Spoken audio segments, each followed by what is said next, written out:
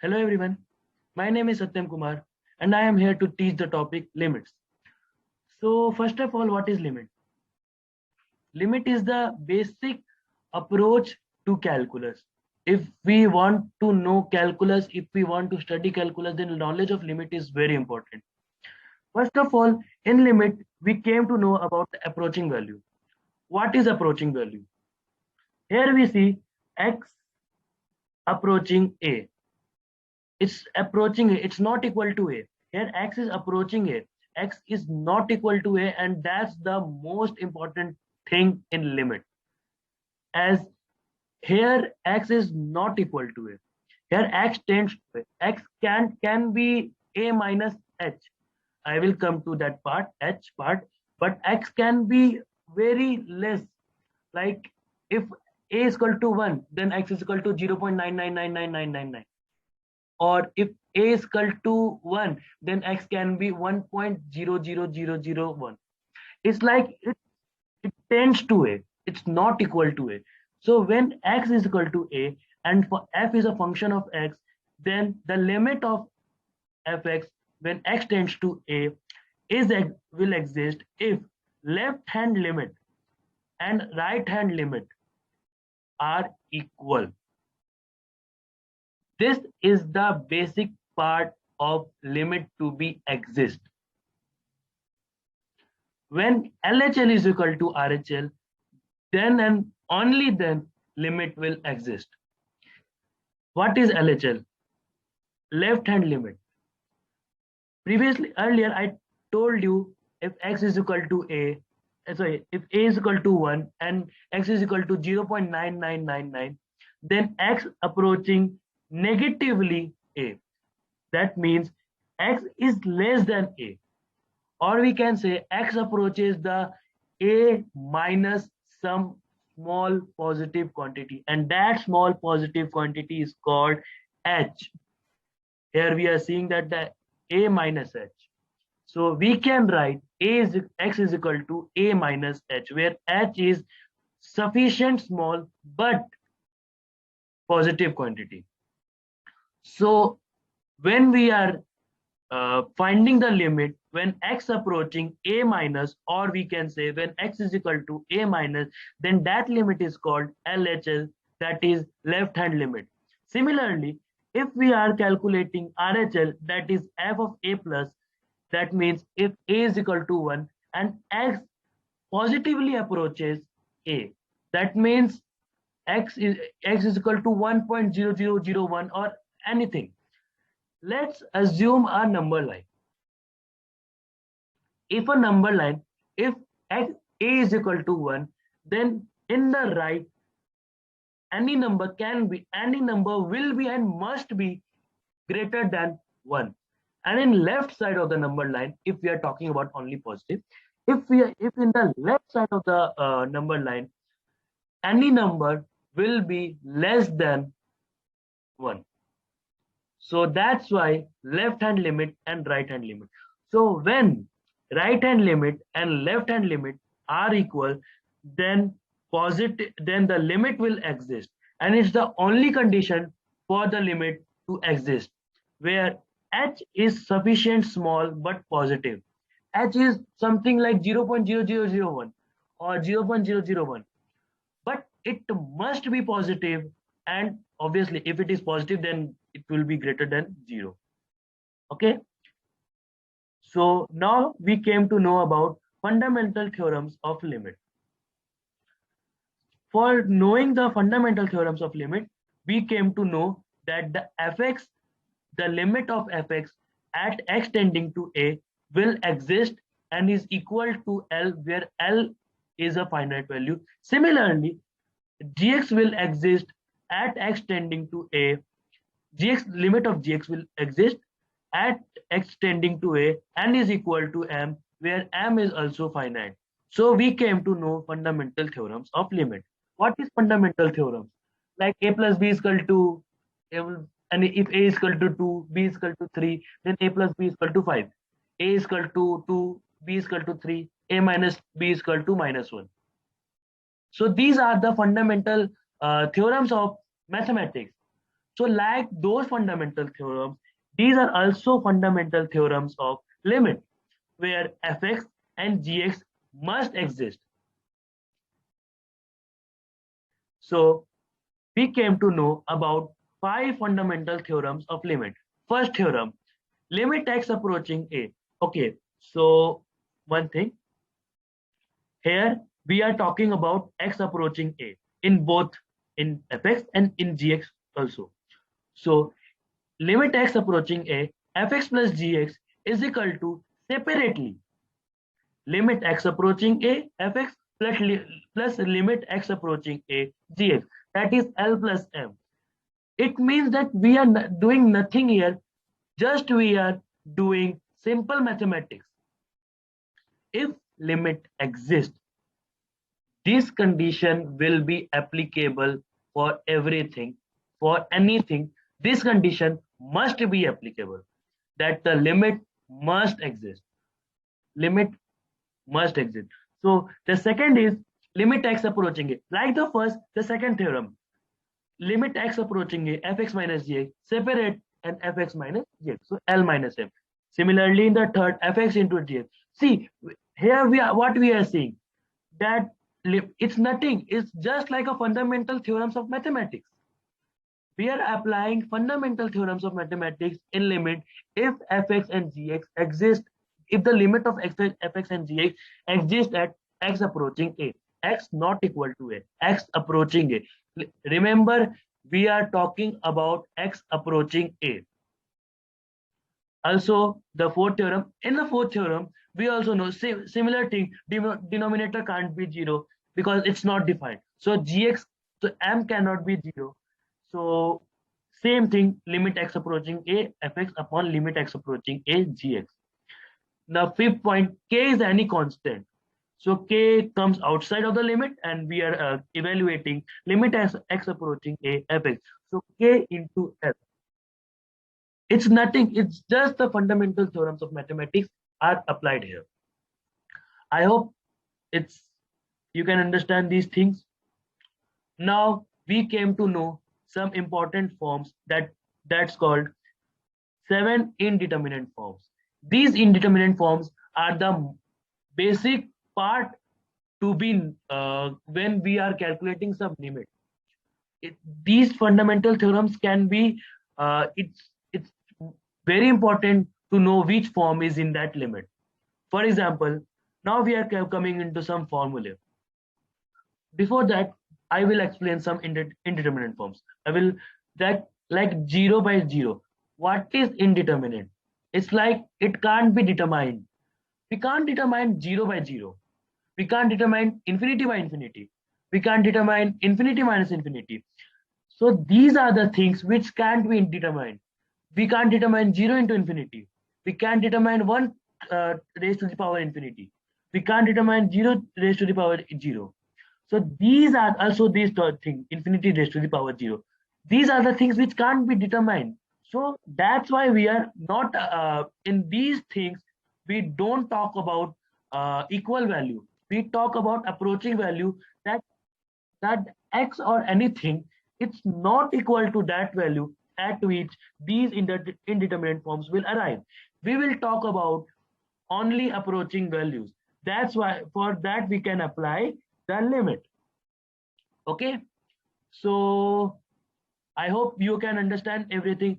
But for identifying which indeterminate form is there, we have to apply some things uh, which is not good. Like we here the question is x approaching a, but for knowing the form, we have to apply x is equal to a for knowing the form, for knowing the which indeterminate form. That like if we apply x is equal to a, so a raised to the power n minus a raised to the power n upon a minus n. So the form is infinity by infinity. I hope you can understand this. For knowing the indeterminate form, we must apply x is equal to a. It's against something, but we have to know which form. On after knowing those things, we can apply some formula and everything. These are the basic these are not basic, but these are the things which you have to remember, because these things will arrive many times, and you can't solve and every time these things you have to remember. Like for example, limit x approaching a, x raised to the power n minus a raised to the power n upon x minus a is equal to n into a raised to the power n minus 1. Okay. Okay, some derivations are also required, but in that and now derivations are not required much. For these things, derivations are not required.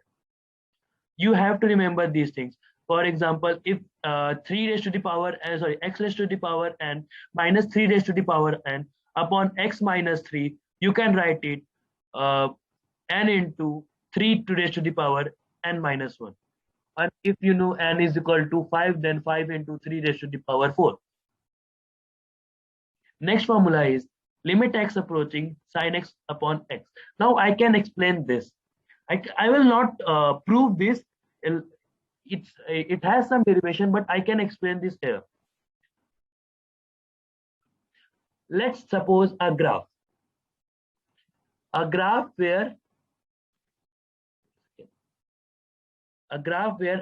y is equal to x is equal to this, and y is equal to sin x is equal to this. So in that, when x will approach and when x will approach 0,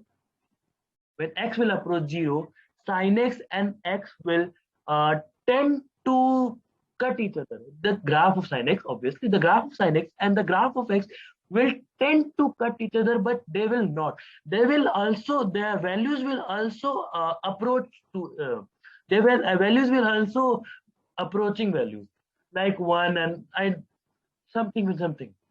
So when we divide sin x by x, x is nearly equal to sin x. So when we divide sin x by x, or when we divide x by sin x, the limiting value or the approaching value will be equal to 1. It can be 1 minus, it can be 1 plus, but it must be 1 minus when we are talking about sin x upon x, and it must be 1 plus when we are talking about x by sin x.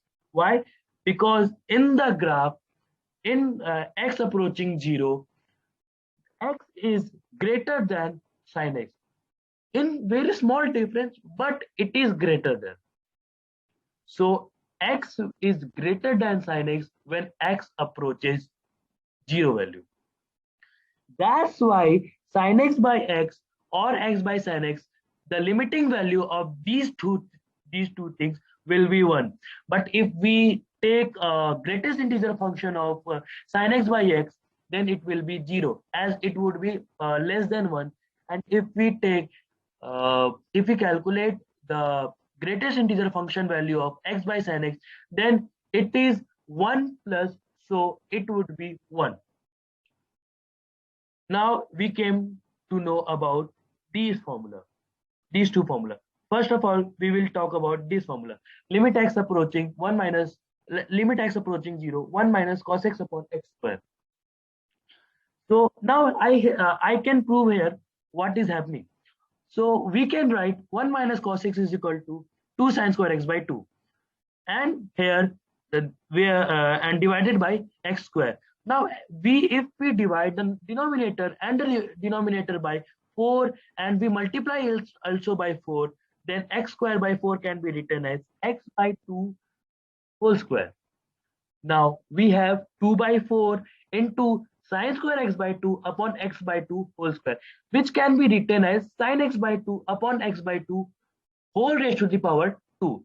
So sin x by 2 upon x by 2, when limit x approaching 0 tends to 1, so the value would be, the limiting value would be 2 by 4, that is 1 by 2. I hope you can understand things and you can imagine this also, but if we want to solve in pen and paper, you can freely solve it, and you will see the same formula, same answer coming. Now the next is limit x approaching tan x by x. In sin x by x or x by sin x, I told you that when x approaches 0, x is greater than sin x, but when x approaches 0, then tan x is greater than x. Here tan x is greater than x. So tan x greater than x and x greater than sin x. So when we are talking about x approaching 0, then tan x upon x obviously limit x approaching 0, tan x by x is equal to 1. Now similarly, when we take a greatest integer function of tan x by x, then we will get value 1. And if we talk about x by tan x, and the greatest integer function of x by tan x would be 0, as x is less than tan x while x approaches 0. Now here comes another formula, which is generalized form of 1 raised to the power infinity. So 1 raised to the power infinity is a is one of the 7 indeterminate forms. So these are the four formula I explained here are the form of 0 by 0 indeterminate form. So the next is 1 raised to the power infinity form. How we evaluate these kind of problems? So when limit x approaching a, fx is equal to 1, and when limit x approaching a, gx tends to infinity, obviously it can't be equal to infinity, nothing is equal to infinity. Infinity is a concept, it's not a number. So when gx approaches infinity, then now see, fx approaches 1. So 1 raised to the power infinity. We are talking about here 1 raised to the power infinity. So limit x approaching a, fx raised to the power gx can be written as e raised to the power limit x approaching a, gx into fx minus 1. Okay, that means if we are calculating 1 raised to the power infinity, then that question must be changed into that form, that is e raised to the power limit x approaching a, gx into fx minus 1. Gx and fx are some functions, and you must be given those functions in the question. Obviously, that if you're not given, then how question can be solved? Okay, one thing which is very important, that in many questions, people when people evaluate the uh, value of these things, they write only this limit x approaching a, gx into fx minus 1. They didn't put this into the power of e. That's why in the questions also there would be two options. If limit x approaching a, gx into fx minus 1 comes out to be 2, then there would be two options. There must be two options. First would be 2, and second one would be e square. So many will obviously tick e square, but some will in a hurry they will tick the option 2. They didn't put e raised to the power, but e raised to the power is very important for solving those kind of problems. Very important. It is must. It If you don't this, your hard work gets zero value.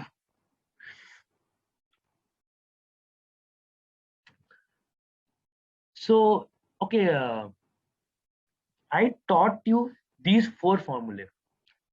These four formulae, you must remember this, because it is a tool of solving many questions. You will see tan square x by x square and something something something something. You will see those problems anywhere, but in the in end you have to use these things. Many questions, obviously, in not every question, but in many questions you have to use these things. So these things are very important. You must remember.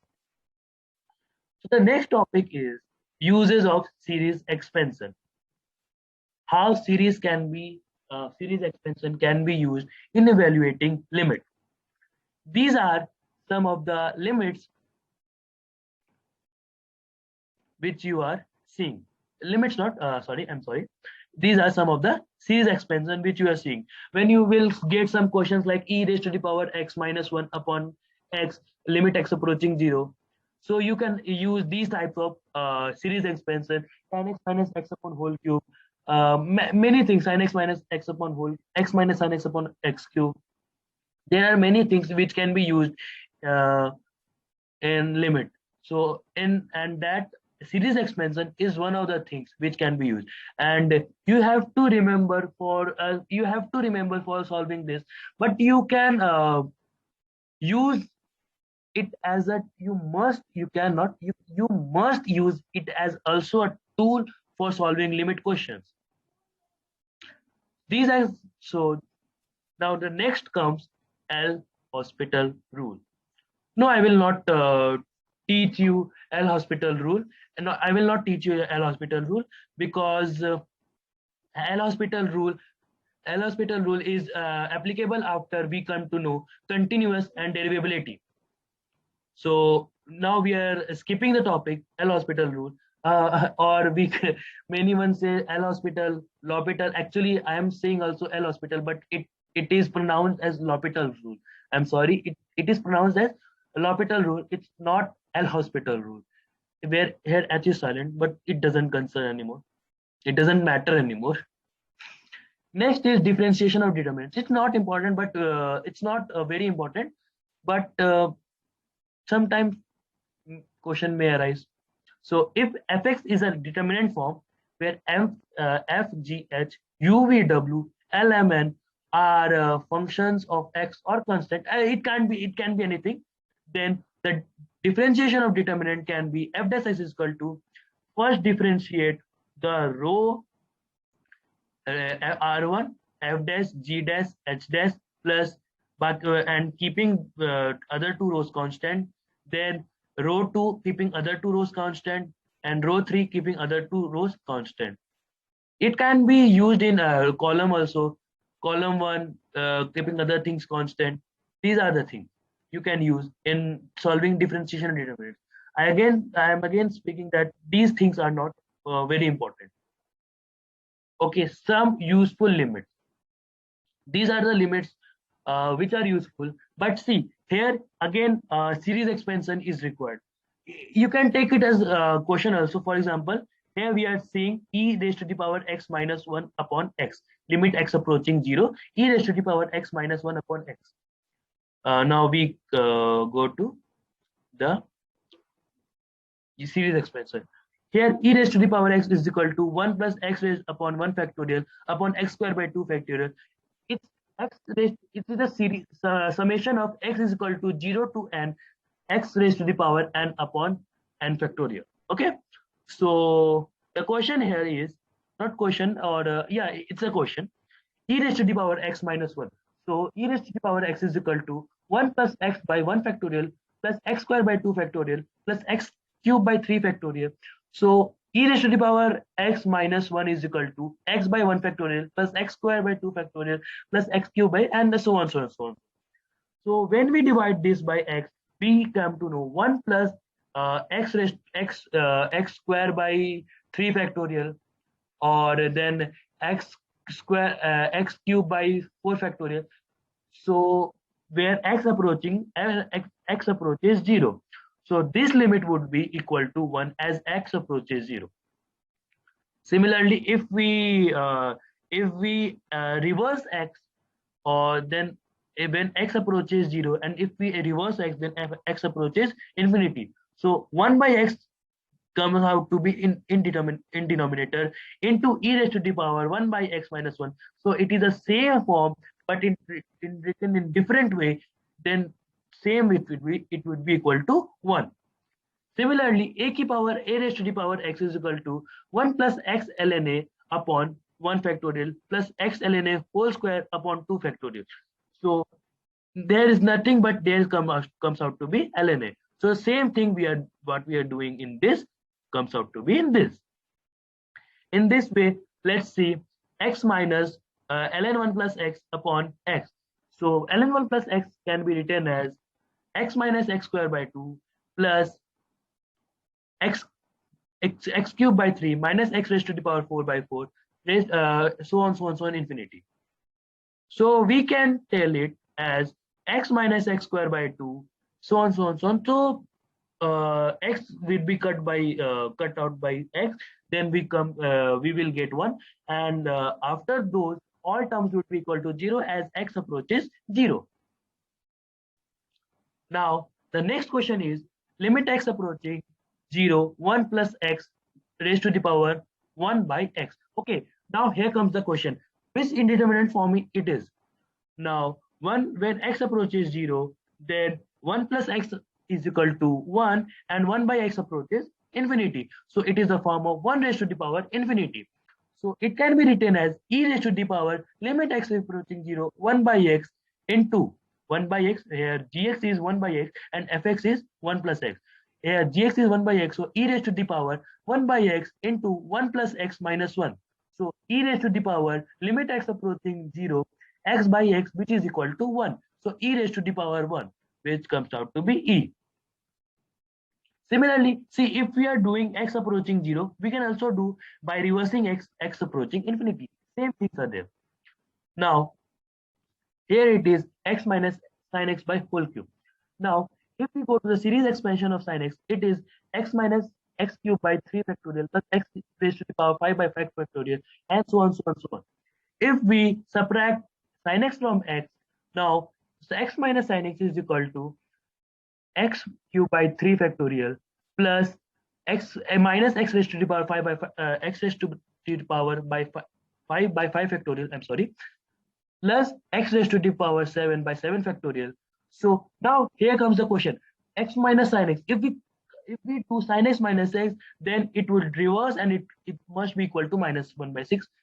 So now what I taught you was when x approaches 0, x is greater than sin x. That's why 1 by x cube, x minus sin x gives positive value. So x minus x cube by 3 factorial plus x raised to the power 5 by 5 factorial. So when we are subtracting this, we got x cube by 3 factorial minus x raised to the power 5 by 5 factorial plus x raised to the power 7 by 7 factorial. Now, if we evaluate other terms, except if we evaluate the terms except x cube by 3 factorial, all comes out to be 0 except x cube by 3 factorial. As x cube cut out and we got 1 by 6. Similarly, sin x is equal to x plus x cube by 3 plus I think 2x square by 15. So and so on, so on, so on. So tan x minus x is equal to x cube by 3 plus 2x square by 15, I think, and so on. So here also we are seeing that tan x minus x gives positive value. That's why also it's proving that in x approaching 0, tan x is greater than x. So x cube by 3 divided by x cube, other terms comes out to be 0. Similarly, when like x minus x cube by 3 x cube, x minus sin x upon x cube. So the terms, so the answer comes out to be 1 by 3.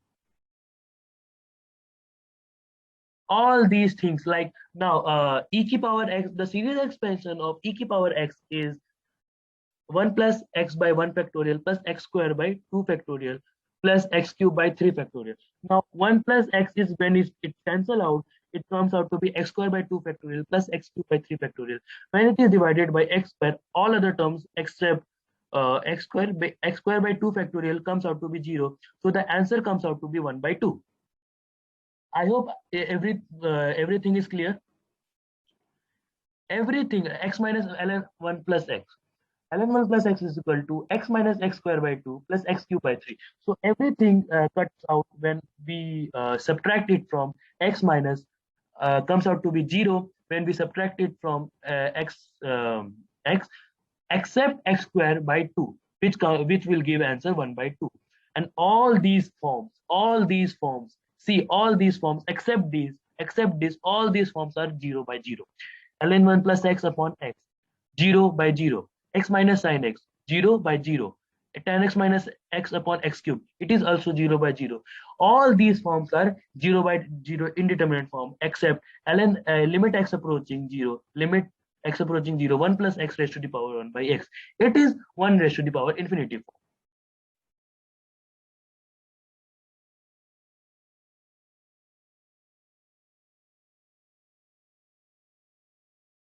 So thank you, and I hope everything is clear.